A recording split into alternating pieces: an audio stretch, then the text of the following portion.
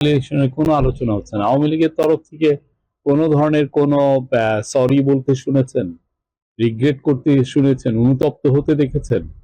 ওরা তো কালকে ওদের একজন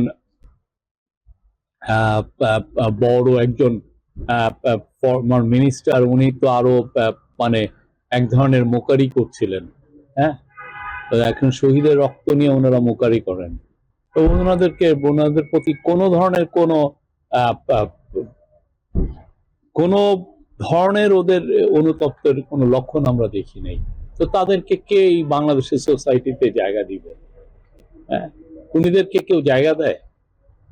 উনিদের জায়গা তো ইয়েতে, জেলখানায়। আওয়ামী লীগের মধ্যে যারা ভালো আছেন তারা অবশ্যই ভালো নেতৃত্ব বেছে নিবেন। এইখানে যারা ইলেকশনে যারা ভালো ভালো ইলেকশন ভালো যারা দেখবেন ক্যান্ডিডেট, তাদেরকে ভোট দিবেন। তাদের মত পথের সাথে যাদের সাথে মিলে তাদেরকে ভোট দিবেন ওনারা।